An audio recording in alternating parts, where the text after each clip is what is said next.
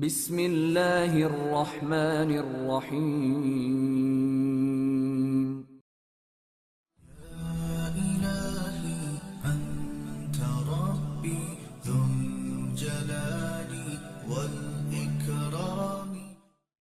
جشن تاج پوشی سے فارغ ہو کر نواب حیدر علی نے محل کے درمیانی حصے میں ایک بہت بڑا پنجرہ نصب کرایا۔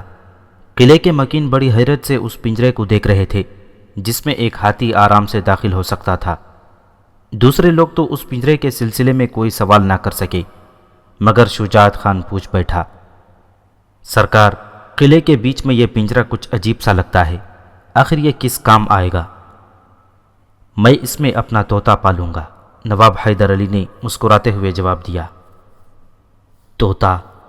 شجاعت خان پاگلوں کی طرح حیدر علی کا چہرہ دیکھنے لگا۔ وہ کسی عام آدمی کا نہیں، نواب حیدر علی کا طوطا ہے۔ والی میسور کے ہونٹوں کی مسکراہٹ کچھ گہری ہو گئی تھی۔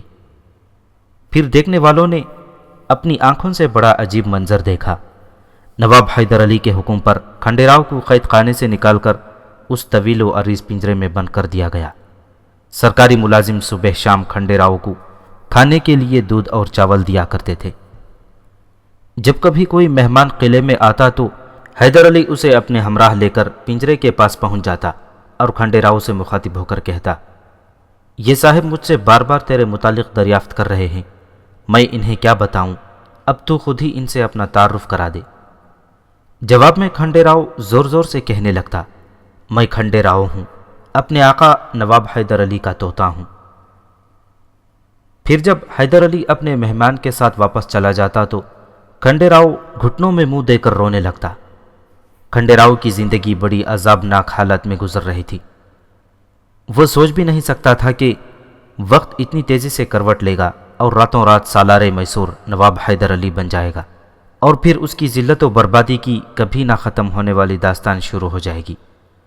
کھنڈے راؤ کے وہم و گمان میں بھی نہ تھا کہ حیدر علی اسے اتنی شرمناک سزا دے گا کہ دیکھنے والے اپنے کانوں پر ہاتھ رکھ لیں گے۔ حیدر علی نے کھنڈے راؤ کا پنجرہ قلعے کے چوراہے پر نصب کرایا تھا تاکہ محل کے رہنے والے آتے جاتے اس کی بے چارگی کا تماشا دیکھ سکیں۔ دن میں کئی وقت لوگ ادھر سے گزرتے اور بلند آواز میں ایک دوسرے کو مخاطب کر کے کہتے، وہ رہا نواب صاحب کا طوطا کھنڈے راؤ۔ ایک دن حیدر علی ادھر سے گزرا اور اس نے حسب عادت اپنے طوطے کی مزاج پرسی کی، کھنڈے راؤ، تجھے یہاں دانے پانی کی تنگی تو نہیں ہے؟ اب مجھے آب و دانہ نہیں، موت چاہیے۔ کھنڈے راؤ گھٹنوں کے بل حیدر علی کے سامنے جھک گیا۔ اب مجھ سے یہ رسوائی برداشت نہیں ہوتی، اپنے کسی ملازم کو حکم دیجئے کہ وہ ایک ہی بار میں میرا سر قلم کر ڈالے اور مجھے اس عذاب مسلسل سے نجات دے دے۔ حیدر علی مسکرایا، میرے اور راجہ کرشنا کے درمیان یہی معاہدہ طے پایا تھا کہ میں تجھے اس طرح حفاظت سے رکھوں گا جیسے کوئی شخص اپنے طوطے کو پالتا ہے۔ اپنے اس معاہدے کو توڑ دیجئے مالک، کھنڈے راؤ بھکاری کی مانند گڑ گڑایا۔ تو خوب جانتا ہے کہ حیدر علی وعدہ خلافی نہیں کرتا۔ نواب میسور کے لہجے میں توپوں جیسی گرج تھی۔ اگر تو اپنی زندگی سے اتنا ہی بیزار ہے تو میں تیرے قتل کا حکم کیوں جاری کروں؟ تو خود پنجرے کی آہنی سلاخوں سے سر پھوڑ کر مر جا۔ مالک، میرا جرم اتنا سنگین نہیں تھا کہ مجھے اتنی عبرتناک سزا دی جاتی۔ ایکائک کھنڈے راؤ کی آنکھوں سے آنسو بہنے لگے تھے۔ میں تو راجہ کرشنا اور رانیوں کی بساط سیاست کا ایک ادنا مہرا تھا، جہاں چاہا آگے بڑھا دیا اور جب چاہا موت کے منہ میں جھونک دیا۔ کھنڈے راؤ جانتا تھا کہ اگر اس نے حیدر علی کے خلاف کی جانے والی سازش کو بے نقاب کر دیا تو راجہ کرشنا اپنا معاہدہ توڑ کر والی میسور کی اس بات پر مجبور کر سکتا ہے کہ وہ سابق وزیر اعظم کو موت کے گھاٹ اتار دے۔ شروع میں کھنڈے راؤ راجہ کرشنا کی تنبیہ سے خوفزدہ ہو گیا تھا، مگر حیدر علی کی طرف سے دی جانے والی ذلت آمیز اور تکلیف دہ سزا نے اسے زبان کھولنے پر مجبور کر دیا۔ راجہ کے ساتھ تمام رانیاں بھی آپ کے خون کی پیاسی ہیں، اور رانی کانتا تو انتقام کے راستے پر بہت آگے جا چکی ہے۔ اس نے آپ کے کٹے ہوئے سر پر بہت بھاری انعام مقرر کیا ہے۔ کھنڈے راؤ نے شروع کے دنوں میں قید خانے سے کئی بار خفیہ طور پر رانی کانتا کو یہ پیغام بھیجا تھا کہ وہ راجہ کرشنا پر دباؤ ڈال کر اسے آزاد کرانے کی کوشش کرے، مگر رانی کانتا اس طرح انجان بن گئی تھی کہ جیسے کھنڈے راؤ کا اس سے کوئی تعلق ہی نہیں تھا۔ سابق وزیر اعظم کو رانی کانتا کی یہ وفائی بہت گراں گزری، اس لیے اب وہ ایک ہوس پرست بیوہ کی خلوتوں کے راز بھی بڑی صفائی کے ساتھ حیدر علی کے سامنے بیان کر رہا تھا۔ ان سب نے مل کر پیشوائے پونا مادھوراؤ سے ساز باز کر کے ایسا جی پنڈت کو سرینگا پٹنم پر حملے کی دعوت دی تھی۔ کوئی اور بات کر، یہ بہت پرانا قصہ ہے، حیدر علی نے اسے جھڑک دیا۔ یہ قصہ ابھی ختم نہیں ہوا ہے پربھو۔ کھنڈے راؤ پورے راج گھرانے کے اپنے انتقام کے آگ کا ایندھن بنا دینا چاہتا تھا۔ آج بھی آپ کے خلاف سازشیں ہو رہی ہیں، اور ان سازشوں کا جال راج محل سے سری رنگ ناتھ کے مندر تک بچھا ہوا ہے۔ راجا اور رانیوں نے بڑے بت کے قدموں پر سر رکھ کر قسم کھائی ہے کہ جب تک آپ کو قبر میں نہیں سلا دیں گے اس وقت تک چین سے نہیں بیٹھیں گے۔ یہ تو خدا ہی بہتر جانتا ہے کھنڈے راؤ کہ پہلے کون مٹی میں ملے گا، حیدر علی نے بے نیازانہ تبسم کے ساتھ کہا۔ مگر تو نے مجھے یہ بات بتانے میں بہت دیر کر دی، اب کوئی بھی اعتراف تیری سزا کو کم نہیں کر سکتا۔ مالک، میں تو برباد ہو چکا۔ کھنڈے راؤ اتنے دنوں میں حیدر علی کا مزاج آشنا ہو چکا تھا، اور وہ خوب جانتا تھا کہ اب رحم کی کوئی درخواست بھی والی میسور کے فیصلے کو تبدیل نہیں کر سکتی۔ اس لیے وہ ڈوبنے سے پہلے چاہتا تھا کہ راجا کرشنا اور فریب کار رانیاں بھی اس طوفان میں غرق ہو جائیں۔ مجھے اپنی ہلاکت کا کوئی غم نہیں، میں آپ کے اعتبار کا قاتل ہی سہی، مگر میری ایک بات یاد رکھیے گا کہ دشمنوں کو پرورش نہیں کیا جاتا۔ اس سے پہلے کہ راجا کرشنا آپ کی قبر کھودے، اسے اور اس کے اہل خاندان کو شمشان گھاٹ تک پہنچا دیا جائے۔ کھنڈے راؤ کو حیدر علی سے کوئی دلچسپی نہیں تھی، وہ تو صرف اپنے نفس کی تسکین کے لیے راج گھرانے کی ذلت و بربادی چاہتا تھا۔ پربھو، میں نے راجنیتی میں یہی سبق سیکھا ہے کہ ناکام سیاستدان دشمن کے حملے کا انتظار کرتا ہے، اور کامیاب سیاستدان دشمن کے گھر میں داخل ہو کر اس کے دفاعی نظام کو درہم برہم کر دیتا ہے۔ آپ بھی راجا کرشنا اور رانیوں کو منصوبہ سازی کی مہلت نہ دیجیے اور ان کے فسادی دماغوں میں اپنی میخیں ٹھوک دیجیے۔ کھنڈے راؤ نواب حیدر علی کو مسلسل ورغلا رہا تھا۔ والی میسور نے بڑے پرسکون انداز میں کھنڈے راؤ کی طرف دیکھا۔ تو نے ابھی سری رنگ ناتھ کے مندر کا ذکر کیا تھا، حیدر علی نے بہت ٹہرے ہوئے لہجے میں کہا۔ اس کے بارے میں تو اور کیا جانتا ہے؟ ہاں، وہی تو ہے آپ کے خلاف کی جانے والی سازشوں کا مرکز، کھنڈے راؤ نے تیز آواز میں کہا، جیسے اسے یقین ہو گیا ہو کہ اب حیدر علی راجا کرشنا اور میسور کی رانیوں کو معاف نہیں کرے گا۔ وہیں زیر زمین سرنگیں ہیں جہاں یہ بدکار راجا رات کے اندھیرے میں شراب پی کر دیوداسیوں سے دل بہلاتا ہے، اور پھر بدمستی کے عالم میں آپ کے قتل کے نئے نئے منصوبے بناتا ہے۔ کھنڈے راؤ جوش جذبات میں راجا اور رانیوں کا ایک ایک راز اگل رہا تھا۔ میں تجھ سے صرف یہ پوچھنا چاہتا ہوں کھنڈے راؤ کہ دیوالی کے سرکاری تقریبات میں مجھ پر حملہ کرنے والے سادھو کون تھے؟ حیدر علی نے سابق وزیر اعظم سے ایک غیر متوقع سوال کر ڈالا۔ وہ سب کے سب بھیرومل کے چیلے ہیں، اور راجا کرشنا کے تعاون سے جوتشیوں کے لباس میں گاؤں گاؤں گھوم کر ڈاکے ڈالتے ہیں، اور کسانوں اور مزدوروں کی خوبصورت لڑکیوں کو اغوا کر کے دیوداسیاں بنا دیتے ہیں، اور پھر وہ بہروپیا سوامی ان دیوداسیوں کو ہوس کے مقتل میں راجا کرشنا کی بھینٹ چڑھا دیتا ہے۔ کھنڈے راؤ نے ایک ہی سانس میں سب کچھ بیان کر دیا۔ حیدر علی کچھ دیر تک پنجرے کے قریب خاموش کھڑا رہا، پھر کھنڈے راؤ کو مخاطب کرتے ہوئے بولا، راجا اور رانیوں کی سازشوں سے تو میں بہت پہلے باخبر ہو چکا ہوں، مگر آج تو نے ایک بہت کام کی بات بتائی ہے، میں اس کے صلے میں تیری سزا کی سختی کم کیے دیتا ہوں۔ کھنڈے راؤ نے گھبرا کر پر امید نظروں سے والی میسور کی جانب دیکھا۔ آج کے بعد سے قلعے کا کوئی مکین تیری بے چارگی کا مذاق نہیں اڑائے گا۔ بس کھنڈے راؤ کا منہ کھلے کا کھلا رہ گیا۔ وہ اس افشائے راز کے سلسلے میں حیدر علی سے اپنی رہائی کی توقع رکھتا تھا۔ تجھ جیسے شخص کے ساتھ میری یہ مہربانی بھی بہت ہے، حیدر علی نے بلند آواز میں کہا۔ اگر تو سوامی بھیرومل جیسے انسان دشمن بھیڑیے کو بے نقاب نہ کرتا تو محل کے رہنے والے تجھے ایک جانور ہی سمجھتے رہتے۔ اس کے ساتھ ہی حیدر علی نے نیا حکم جاری کر دیا کہ آئندہ کوئی شخص کھنڈے راؤ سے تحقیر آمیز سلوک نہیں کرے گا۔ اقتدار سنبھالتے ہی حیدر علی نے اپنے معتمد میر رضا علی خان کو سپہ سالار اور شجاعت خان کو نائب کے عہدے پر فائز کر دیا تھا۔ کھنڈے راؤ سے یہ خوفناک اطلاع پاتے ہی حیدر علی نے میر رضا علی خان اور شجاعت خان کو خلوت میں طلب کیا۔ میں سوچ بھی نہیں سکتا کہ راجا کرشنا ایسے شرمناک کاموں کی سرپرستی کرے گا۔ حیدر علی نے اپنے دونوں معتمدین کے سامنے بھیرومل کے حوالے سے تمام واقعات بیان کرتے ہوئے کہا، سرکار، میں نے تو پہلے ہی اپنا شبہ ظاہر کیا تھا کہ سوامی بہت خطرناک انسان ہے۔ شجاعت خان نے ماضی کا ذکر کرتے ہوئے کہا، تیرے تمام اندیشے درست ثابت ہوئے، مگر میں اس وقت بھیرومل کے خلاف کوئی کارروائی کرنے سے معذور تھا۔ حیدر علی کا لہجہ انتہائی تلخ تھا۔ راجا کرشنا میرے اس عمل کو ہندو مذہب میں مداخلت کا نام دے کر رعایا کے جذبات کو بھڑکا سکتا تھا، اس لیے میں نے خاموشی اختیار کر لی تھی، مگر اس بدکار سوامی کا چہرہ میرے ذہن سے محو نہیں ہوا تھا۔ پھر ہمارے لیے کیا حکم ہے؟ سالار میر علی رضا خان نے اپنی شمشیر پر ہاتھ رکھتے ہوئے کہا، محض چند گھنٹوں کی بات ہے، سوامی بھیرومل کو گرفتار کر کے نواب بہادر کے حضور پیش کر دیا جائے گا۔ نہیں، حیدر علی نے کچھ سوچتے ہوئے کہا، ہندوؤں کی عبادت گاہ کا تقدس ہمارے پیش نظر ہے۔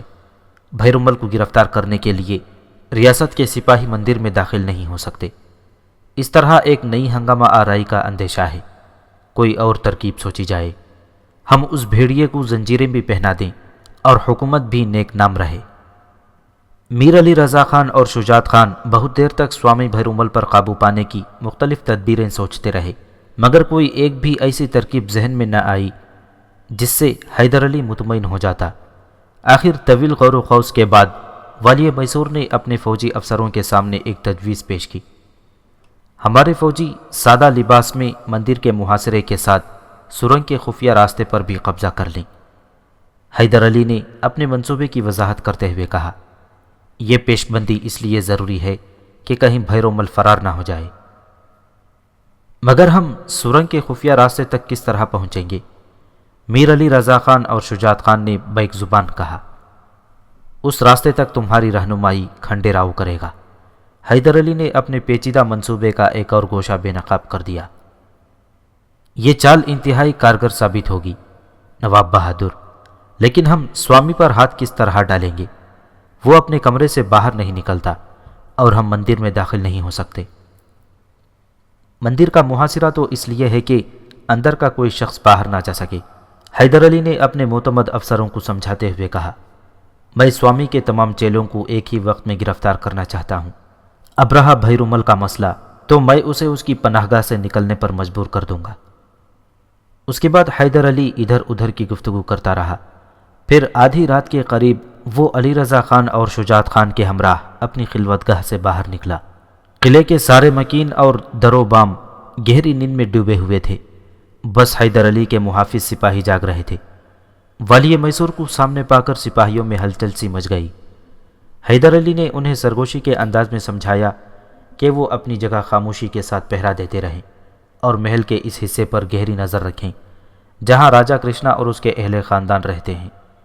اگر راجا کرشنا کا کوئی محافظ سپاہی اس طرف آنے کی کوشش کرے تو اسے وہیں روک دیا جائے۔ تمام احکامات جاری کر کے حیدر علی نے اس خدمتگار کو طلب کیا جو کھنڈے راؤ کو دونوں وقت کھانا پہنچایا کرتا تھا۔ خدمتگار کامتا ہوا والی میسور کی خدمت میں حاضر ہوا۔ حیدر علی اسے اپنے ہمراہ لے کر پنجرے کے قریب پہنچا۔ کھنڈے راؤ اس وقت سکون کی نیند سو رہا تھا۔ دروازہ کھول کر اسے جگا دے، حیدر علی نے بہت آہستہ لہجے میں خدمتگار کو حکم دیا۔ پھر جب خدمتگار نے کھنڈے راؤ کو جھنجھوڑا تو وہ چیختا ہوا چارپائی پر اٹھ بیٹھا، یہ کون کمبخت ہے جس نے میری نیند خراب کر دی ہے؟ خاموش، نواب بہادر دروازے پر موجود ہیں، خدمتگار نے تیز سرگوشی میں کھنڈے راؤ کو تنبیہ کرتے ہوئے کہا۔ کھنڈے راؤ شدید بدحواسی کے عالم میں چارپائی سے نیچے اتر آیا اور دروازے کے قریب پہنچ کر حیدر علی سے مخاطب ہوا، مالک، آپ اس وقت؟ باہر آ۔ حیدر علی کی سرگوشی ابھری۔ کھنڈے راؤ لرزتے قدموں کے ساتھ پنجرے سے نکلا اور اندھیرے میں آنکھیں پھاڑ پھاڑ کر حیدر علی کے چہرے کے تاثرات کو دیکھنے کی کوشش کرنے لگا۔ سرنگ کے خفیہ راستے تک ان لوگوں کی رہنمائی کر۔ حیدر علی نے کھنڈے راؤ کو حکم دیتے ہوئے کہا، اگر تو نے اپنی عادت کے مطابق کسی نئی فریب کاری سے کام لیا تو تیرے ہاتھ پاؤں کاٹ کر اپاہج بنا دوں گا۔ اس کے بعد میر علی رضا خان اور شجاعت خان کھنڈے راؤ کو ساتھ لے کر قلعے سے نکل گئے۔ پھر رات کی تاریکی میں سینکڑوں سپاہی سری رنگناتھ کے مندر کی طرف دوڑ رہے تھے اور منتخب فوجیوں کا ایک دستہ میر علی رضا خان، شجاعت خان اور کھنڈے راؤ کے ہمراہ اس گھنے جنگل کی طرف جا رہا تھا جہاں مندر کی سرنگ کا خفیہ راستہ نکلتا تھا۔ صبح ہوتے ہوتے تمام انتظامات مکمل ہو چکے تھے۔ کھنڈے راؤ کو واپس لا کر دوبارہ پنجرے میں بند کر دیا گیا تھا اور میر علی رضا خان اور شجاعت خان مندر کے قریب پہنچ کر عام سپاہیوں میں شامل ہو گئے تھے۔ دوسرے دن نواب حیدر علی نے اپنے ایک معتمد خاص کو یہ پیغام دے کر بھیرومل کے پاس بھیجا: معزز سوامی یقیناً اس حقیقت سے باخبر ہوں گے کہ میسور کی انتظامی صورتحال بدل چکی ہے اور اب راجہ کرشنا کے بجائے میں خود اس ریاست کا منتظم اعلیٰ ہوں۔ امرائے سلطنت کی تجویز ہے کہ میرے جشن تاج پوشی کی تقریب بہت دھوم دھام سے منائی جائے۔ میں ذاتی طور پر ان ہنگامہ آرائیوں کا قائل نہیں، مگر مشیران سیاست کے خیال میں یہ تقریب بہت ضروری ہے، چنانچہ میں آپ جیسی محترم ہستی کو بصد خلوت اس تقریب میں شرکت کی دعوت دیتا ہوں۔ ہندوؤں کے روحانی پیشوا کی حیثیت سے اگر آپ اس تقریب میں شریک نہیں ہو پائے تو میرا جشن تاج پوشی بے رنگ اور نامکمل رہ جائے گا۔ مجھے آپ کے تعاون اور دعاؤں کی سخت ضرورت ہے۔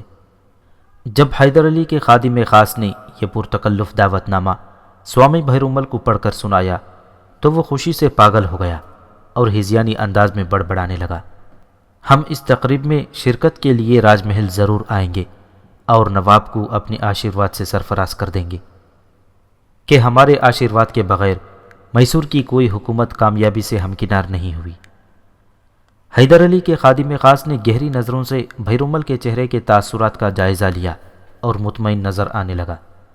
سوامی نے بڑی آسانی سے نواب کے بچھائے ہوئے جال کی طرف اپنی گردن بڑھا دی تھی اور نادیدہ پھندے آہستہ آہستہ تنگ ہوتے جا رہے تھے۔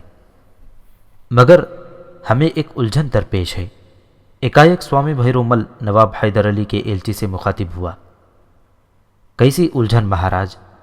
حیدر علی کے خادم خاص نے بڑی عقیدت مندانہ لہجے میں کہا: اسے والی میسور کی طرف سے ایسے نیاز مندی کا حکم دیا گیا تھا کہ کہیں بھیرومل کسی شک میں مبتلا نہ ہو جائے۔ ہم اپنے مخصوص چیلوں کے بغیر آج تک کسی دعوت میں شریک نہیں ہوئے۔ یہ بات کہتے کہتے بھیرومل کے چہرے پر عجیب سا تاثر نمایاں تھا، جیسے وہ خود بھی کسی ریاست کا حکمران ہو اور اپنے مصاحبوں کے ہجوم کے بغیر کسی تقریب میں شرکت نہ کرتا ہو۔ آپ اپنے تمام چیلوں کے ہمراہ محل میں تشریف لا سکتے ہیں، حیدر علی کے خادم خاص نے کہا۔ نواب بہادر کا یہی حکم تھا۔ دراصل آپ کے جلال روحانی کے سبب مجھ پر ایک دہشت سی طاری تھی، اس لیے میرے حافظے سے یہ بات محو ہو گئی۔ سوامی بھیرومل اپنے سر کو اسبات میں جنبش دی اور موٹی موٹی مونچھوں پر ہاتھ پھیرنے لگا، جن کی موجودگی میں وہ پجاری سے زیادہ کوئی ڈاکو نظر آتا تھا۔ نواب سے کہہ دو کہ ہم راج بھون میں ضرور پدھاریں گے، سوامی بھیرومل بڑے متکبرانہ لہجے میں کہا اور انتہائی کریہ آواز میں ہری اوم کا ورد کرنے لگا۔ جشن تاج پوشی میں راجہ کرشنا کے ساتھ میسور کی رانیاں بھی شریک ہوئی تھیں، مگر وہ سب کی سب اس حیرت میں مبتلا تھیں کہ کئی ماہ گزر جانے کے بعد تخت نشینی کے حوالے سے یہ ہنگامہ آرائی کیسی ہے اور اتنی بڑی تقریب ایک مختصر سے کمرے میں کیوں منعقد کی گئی ہے، اور ان کے علاوہ دوسرے معززین ریاست یہاں کیوں موجود نہیں ہیں۔ آخر راجہ کرشنا سے یہ صورتحال برداشت نہ ہو سکی اور وہ میسور کے حکمران سے پوچھ بیٹھا: حیدر علی، یہ کیسی تقریب ہے کہ جہاں ہم 5 افراد کے علاوہ کوئی چھٹا شخص موجود نہیں ہے؟ اس وقت کمرے میں صرف راجہ کرشنا، 3 رانیاں اور حیدر علی موجود تھے۔ راجہ کا سوال سن کر حیدر علی کے ماتھے پر بل پڑ گئے۔ مہاراج، آپ تو اس درباری رسم سے بخوبی واقف ہیں کہ کسی ریاست کے فرمانروا کو کس طرح مخاطب کیا جاتا ہے۔ والی میسور کا لہجہ انتہائی تلخ تھا۔ اب میں آپ کی فوج کا سالار نہیں، نواب حیدر علی خان بہادر ہوں۔ حیدر علی کے بگڑے ہوئے تیور دیکھ کر راجہ کرشنا کے چہرے کا رنگ فق ہو گیا اور اسے محسوس ہونے لگا کہ یہ جشن تاج پوشی نہیں، کوئی اور ہی تقریب ہے۔ مختصر سے وقفہ سکوت کے بعد حیدر علی دوبارہ راجہ کرشنا سے مخاطب ہوا: اس تقریب کے مہمانان خصوصی صرف 5 ہیں، 4 آ چکے ہیں اور 1 کا انتظار ہے۔ اب کی بار حیدر علی کے ہونٹوں پر ایک معنی خیز مسکراہٹ رقصاں تھی۔ اب راجا کرشنا کو یقین ہو چلا تھا کہ تھوڑی دیر بعد کوئی غیر معمولی واقعہ پیش آنے والا ہے، اس لیے وہ بار بار وحشت زدہ نظروں سے حیدر علی کی طرف دیکھ رہا تھا، اور حیدر علی کی نظریں مستقل دروازے پر مرکوز تھیں۔ والی میسور کو سوامی بھیرومل کی آمد کا انتظار تھا۔ حیدر علی نے بہت پہلے یہ حکم جاری کر دیا تھا کہ اگر بھیرومل اپنے چیلوں کے ساتھ قلعے میں داخل ہو تو کسی بہانے اس کے تمام چیلوں کو کمرے سے باہر روک کر حراست میں لے لیا جائے اور تنہا بھیرومل کو نشستگاہ میں بھیج دیا جائے۔ تقریباً نصف گھنٹے کے بعد ایک خدمتگار کمرے میں داخل ہوا، تیز قدموں سے والی میسور کے قریب پہنچا اور جھک کر سرگوشی میں حیدر علی کو بتایا کہ بھیرومل کے 50 چیلوں کو حراست میں لے لیا گیا ہے اور سوامی تنہا اس کمرے کی طرف آ رہا ہے۔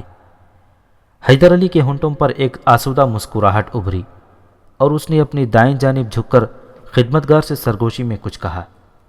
اس پراسرار صورتحال کو برداشت کرتے کرتے راجا کرشنا اور رانیوں کے چہرے زرد پڑ گئے۔ خدمتگار کے جاتے ہی سوامی بھیرومل گھبرایا ہوا کمرے میں داخل ہوا۔ اس کے پیچھے پیچھے 2 مسلح سپاہی تھے۔ بھیرومل کو دیکھتے ہی راجا کرشنا اور 2 رانیاں اپنی اپنی نشستوں پر اس طرح اچھل کر کھڑے ہو گئے جیسے کسی زہریلے کیڑے نے ان کو کاٹ لیا ہو۔ نواب بہادر، یہ کیسی تقریب ہے کہ ہر طرف مسلح فوجی ہی نظر آتے ہیں، نہ کوئی جشن ہے نہ کوئی ہنگامہ۔ سوامی بھیرومل لڑکھڑاتی زبان میں بول رہا تھا۔ ہنگامہ تو اب شروع ہوگا بہروپیے، حیدر علی کے لہجے سے آگ برس رہی تھی۔ بھیرومل کانپ کر رہ گیا۔ اب اسے اندازہ ہو گیا تھا کہ وہ راج محل کے بجائے کسی قید خانے میں آ پہنچا ہے۔ اپنی جرائم کی پوری فہرست میرے سامنے پیش کرو۔ حیدر علی کی زبان سے الفاظ اس طرح ادا ہو رہے تھے جیسے کسی آتش فشاں کا لاوا ابل رہا ہو۔ مجھ پر حملے کرنے والے سادھو کون تھے اور مندر کے زیر زمین تہخانوں میں کس قسم کا کاروبار ہوتا ہے؟ اس سے پہلے کہ سوامی بھیرومل حیدر علی کے سوال کا جواب دیتا، راجا کرشنا انتہائی درست لہجے میں بولا، تو کون ہوتا ہے ہمارے مذہبی معاملات میں مداخلت کرنے والا؟ اپنے لہجے کو درست کیجئے مہاراج، کہیں میرے اندر کا حکمران بیدار نہ ہو جائے، پھر ماضی کے سارے حوالے اور رشتے خاک ہو جائیں گے۔ حیدر علی نے انتہائی قوت برداشت کا مظاہرہ کرتے ہوئے کہا، یہ آپ کے مذہب کا نہیں، میری رعایا کی عزت و آبرو کا مسئلہ ہے۔ اس پاکھنڈی کے درپردہ لٹیرے میرے غریب کسانوں اور مزدوروں کی بیٹیاں اغوا کر رہے تھے، اور ان سیتا جیسی لڑکیوں کے مظلوم ماں باپ میرے نظام حکومت کو کوس رہے تھے۔ آخر حیدر علی کب تک ہزاروں سسکیاں، آہیں، فریادیں اور بددعائیں اپنے نامہ اعمال میں جمع کرائے گا؟ راجا کرشنا کو چند لمحوں کے لیے سکتا سا ہو گیا تھا، مگر وہ فوراً ہی سنبھل گیا اور انتہائی تند و تیز لہجے میں کہنے لگا، یہ سوامی جیسے مہاتما پر سنگین تہمت ہے۔ میں اسی وقت اپنی ہندو رعایا کے سامنے جاؤں گا اور پوری ریاست کو چیخ چیخ کر بتاؤں گا کہ پہلے اس غاصب نے میرے اقتدار پر قبضہ کیا اور اب ہندو دھرم کو مٹا دینا چاہتا ہے۔ راجا کرشنا اس خوف سے بھیرومل کی پرزور وکالت کر رہا تھا کہ کہیں سوامی اس کی اوباشیوں کی سیاہ داستانیں حیدر علی کے روبرو بیان نہ کر دے۔ مہاراج، آپ ایک بھیڑیے کی حمایت ترک کر دیں، ورنہ اس کے تیز دانت آپ کی پارسائی کے لباس کو بھی دھچیوں میں تبدیل کر دیں گے، حیدر علی نے اتمام حجت کے طور پر کہا، مگر راجا کرشنا بار بار ہندو رعایا کے پاس جانے کی دھمکیاں دے رہا تھا۔ آخر حیدر علی کی قوت برداشت جواب دے گئی اور وہ چیخ کر بولا، آپ سے پہلے میں خود اپنی رعایا کی عدالت میں جاؤں گا اور اس پاپی بھیرومل کا مقدمہ پیش کر کے پوچھوں گا کہ اصل مجرم کون ہے۔ جب راجا کرشنا پر اس تنبیہ کا بھی کوئی اثر نہیں ہوا تو حیدر علی نے اپنے خدمتکاروں کو آواز دی۔ دوسرے ہی لمحے چند سپاہیوں کے ہمراہ کھنڈے راؤ کمرے میں داخل ہوا اور حیدر علی کے ہاتھ کا اشارہ پاتے ہی سابق وزیر اعظم نے راجا کرشنا اور سوامی بھیرومل کی ذات سے وابستہ تمام شرمناک افسانے حرف بحرف دہرا دیے۔ رانیوں نے بدحواس ہو کر راجا کرشنا کی طرف دیکھا، جو پوری ریاست میں نیک اور عبادت گزار حکمران کی حیثیت سے مشہور تھا۔ راجا ان عورتوں کی نگاہوں کی تاب نہ لا سکا اور اپنے جاہ و منصب کو فراموش کر کے کھنڈے راؤ کو گالیاں دینے لگا۔ یہ میرے خلاف ایک گھناؤنی سازش ہے۔ راجا کرشنا کے منہ سے کف اڑ رہا تھا۔ اسی حالت میں وہ حیدر علی سے مخاطب ہوا، تو نے ایک باولے کتے کو اس کے آقا پر چھوڑ دیا ہے، مگر یاد رکھ کہ میں تیری اس ذلیل حرکت کو کبھی معاف نہیں کروں گا۔ میں نے تو آپ کو بچانے کی بہت کوشش کی، مگر قدرت کا نظام انصاف بھی تو کوئی چیز ہے۔ حیدر علی کا ضبط و تحمل قابل دید تھا۔ انسان خود ہی اپنے چہرے پر سیاہی مل کر مجمع عام میں چلا آتا ہے اور چیخ چیخ کر کہتا ہے، لوگوں میرا اصلی چہرہ دیکھو کہ میں کتنا گنہگار ہوں۔ راجہ کرشنا غصے میں بھرا ہوا کمرے سے باہر جانے لگا تو حیدر علی نے اسے ٹوک کر کہا، یہ میری شرافت ہے کہ میں ایک بار پھر بند کمرے میں آپ کا حساب کر رہا ہوں، ورنہ جی تو یہ چاہتا ہے کہ جس ہندو رعایا کا نام لے کر مجھے دھمکیاں دی جا رہی ہیں اسی کے سامنے آپ کا اعمال نامہ پیش کر دوں۔ راجہ کرشنا پھر بھی نہیں مانا اور تیز رفتاری سے دروازے کی طرف بڑھا، مگر وہاں مسلح سپاہیوں کو موجود پا کر واپس لوٹ آیا۔ حساب سے پہلے آپ کو جانے نہیں دوں گا مہاراج۔ حیدر علی کا لہجہ قدرے سخت تھا۔ پھر والی میسور سوامی بھیرومل سے مخاطب ہوا، میرے سینکڑوں سپاہی مندر کا محاصرہ کر چکے ہیں، وہ عبادت گاہ کے اندر بھی داخل ہو سکتے تھے، مگر میں ہندوؤں کے جذبات کا احترام کرتا ہوں، اس لیے یہی بہتر ہے کہ تو اپنے نائب پجاری کے نام خط لکھ دے کہ وہ مندر میں موجود تمام پجاریوں اور دیوداسیوں کے ساتھ محل میں حاضر ہو جائے۔ بھیرومل نے ایسا کرنے سے انکار کیا تو حیدر علی کی پرجلال آواز گونجی، اس کا بایاں ہاتھ کاٹ دو۔ مسلح سپاہی آگے بڑھا اور اس نے اپنی شمشیر بے نیام کر لی۔ بھیرومل جانتا تھا کہ حیدر علی اپنا حکم واپس لینے کا عادی نہیں ہے، مجبوراً اس نے مندر کے نائب پجاری دھرم داس کے نام ایک مختصر سا خط لکھا جس کا مضمون حیدر علی کی خواہش کے عین مطابق تھا۔ اس کے بعد حیدر علی اس طویل و عریض کمرے میں چلا آیا جہاں وہ ہفتے میں ایک دن عوام کی شکایت سنا کرتا تھا۔ راجہ کرشنا، میسور کی رانیاں اور سوامی بھیرومل بھی نواب حیدر علی کی تقلید کے لیے مجبور تھے۔ وحشت زدہ چہروں، نڈھال جسموں اور لرزتے قدموں کے ساتھ وہ پانچوں بھی اسی کمرے میں داخل ہو گئے جہاں حیدر علی نے انہیں حاضر ہونے کا حکم دیا تھا۔ تقریباً 2 گھنٹے بعد سپہ سالار میر علی رضا خان اور اس کے نائب شجاعت خان نے سوامی بھیرومل کے سینکڑوں چیلوں کو زنجیروں میں جکڑ کر نواب حیدر علی کے سامنے حاضر کر دیا۔ ان سادھو نما لٹیروں کے ساتھ سینکڑوں نوخیز لڑکیاں بھی تھیں جنہیں جبراً دیوداسیاں بنا دیا گیا تھا۔ بھیرومل کے چیلوں نے کسی ہچکچاہٹ کے بغیر اعتراف کر لیا کہ وہ سوامی بھیرومل کے حکم کے پابند تھے، اس لیے نواب بہادر پر حملہ آور ہوئے تھے، اور بھیرومل نے بھی صاف صاف کہہ دیا کہ وہ راجہ کرشنا کا ذاتی ملازم ہے اور انہی کے حکم پر اس نے حیدر علی کی جان لینے کی کوشش کی تھی۔ راجہ کرشنا احتجاجاً پاگلوں کی طرح چیخا، مگر حیدر علی نے اسے ڈانٹ دیا، یہ میرے پیدا کردہ گواہ نہیں ہیں جو کسی عہدے یا انعام کی لالچ میں آپ پر تہمتیں تراش رہے ہیں، اور ان مظلوم و معصوم لڑکیوں کا مندر میں کیا کام ہے۔ حیدر علی دوبارہ سوامی کے چیلوں سے مخاطب ہوا، یہ مندر کی نہیں، دراصل مہاراج کرشنا کی داسیاں ہیں۔ بہت سے سادھو بیک زبان بولے، جب مہاراج ان سے اکتا جاتے تو یہ دوسرے سرداروں کی سیوا کرتی ہیں۔ اب آپ کی پارسائی ثابت کرنے کے لیے اور کتنے گواہ پیش کروں؟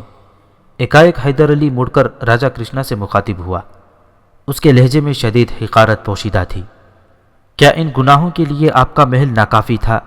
ہوس پرستی کی یہ کون سی منزل تھی کہ عبادت گاہ کا تقدس بھی پامال کر ڈالا؟ اپنی سیاہ کاریوں کے سینکڑوں گواہوں کو سامنے پا کر راجہ کرشنا کا سارا جاہ و جلال ختم ہو گیا تھا، اور اب وہ کسی لعنت زدہ مجرم کی طرح سر جھکائے کھڑا تھا۔ حیدر علی نے میر علی رضا خان کو حکم دیا کہ ان تمام لٹیروں کو عمر بھر کے لیے حوالہ زندان کر دیا جائے۔ اپنے چیلوں کے ساتھ بھیرومل بھی کمرے سے باہر جانے لگا تو حیدر علی نے چیخ کر کہا، وہ تیرے ماتحت ہیں، اس لیے دوسرے درجے کے مجرم ہیں، اور ایسے مجرموں کے لیے قید کی سزا زیادہ مناسب ہے۔ میں بھی دوسرے درجے کا مجرم ہوں نواب بہادر۔ موت کے منہ میں کھڑے ہو کر بھی سوامی بھیرومل چرب زبانی سے باز نہیں آیا تھا۔ مجرم اول تو مہاراج کرشنا ہیں، پھر میرے ساتھ یہ امتیازی سلوک کیوں؟ نہیں بھیرو، تو بہت بڑا مجرم ہے، حیدر علی نے انتہائی نفرت آمیز لہجے میں کہا، اور اپنی نشست سے اٹھ کر آہستہ آہستہ چلتا ہوا ان دیوداسیوں کے قریب پہنچ گیا جو نیم برہنہ لباسوں میں سر جھکائے کھڑی کانپ رہی تھیں۔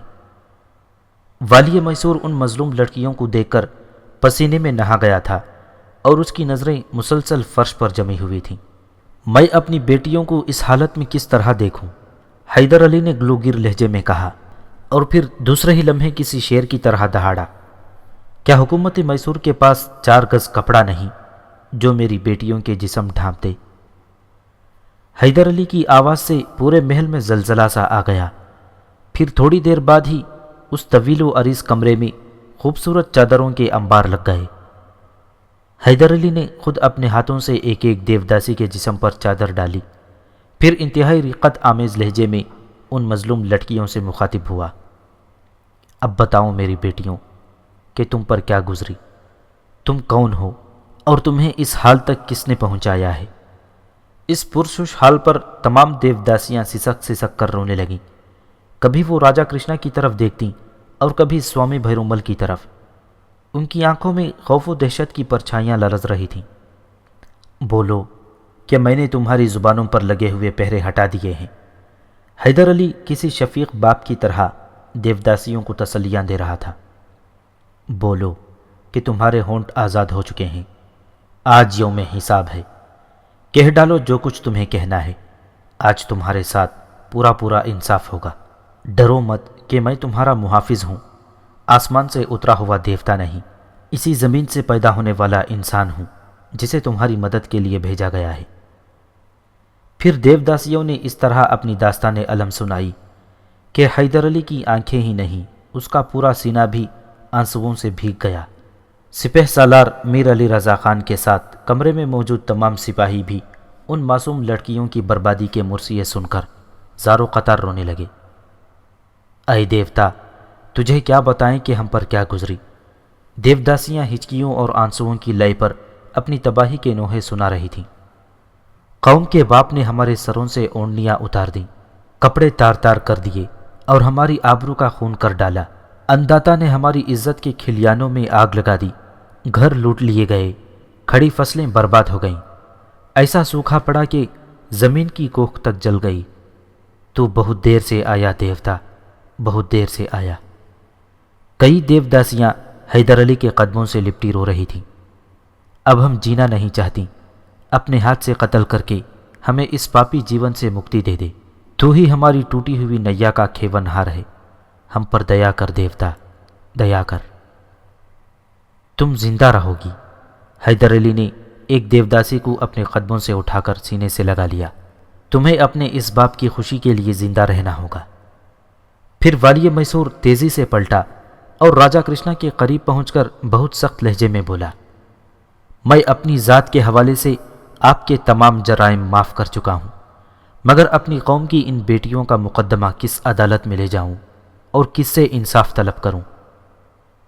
راجا کرشنا نے اپنی دستار اتار کر حیدر علی کے قدموں پر رکھ دی۔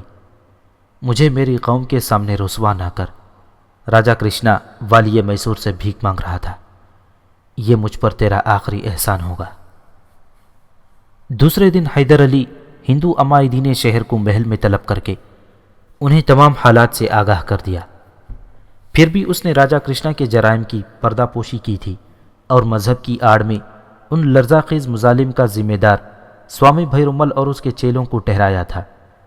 سرنگا پٹنم کے معزز ہندوؤں نے، جن میں برہمن اور راجپوت بھی شامل تھے، اتفاق رائے کے ساتھ حیدر علی سے کہہ دیا، آپ بھیرومل اور اس کے چیلوں کو کڑی سے کڑی سزا دیں اور اپنی مرضی سے مندر کے نئے پجاری کا انتخاب کریں، ہمیں آپ پر اعتبار ہے۔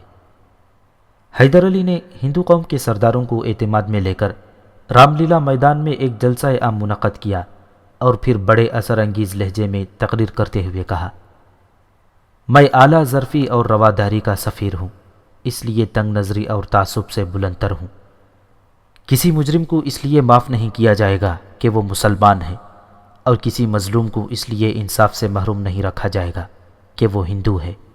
اگر بھیرومل کی جگہ میرا بیٹا ٹیپو بھی ہوتا تو میں اسے تمہارے سامنے پیش کر دیتا۔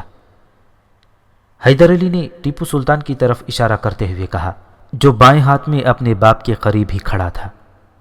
مجھے مفسدوں اور شرپسندوں سے سخت نفرت ہے۔ میں ریاست میسور کو تمہارے لیے عزت و آبرو کا مسکن اور امن و خوشحالی کا گہوارہ بنانا چاہتا ہوں۔ اس کام میں میری مدد کرو۔ ہم آپ کے ساتھ ہیں، ہم آپ کے ساتھ ہیں۔ ہزاروں ہندو دیوانہ وار چیخ رہے تھے۔ حیدر علی کی تقریر کے بعد سوامی بھیرومل کو مجمع عام میں قتل کر دیا گیا۔ پھر جب اس کا خون میں نہایا ہوا جسم ساخت ہو گیا تو حیدر علی نے بلند آواز میں ہجوم کو مخاطب کر کے کہا، یاد رکھنا کہ میرے دور حکومت میں ہر پاکھنڈی کا یہی انجام ہوگا۔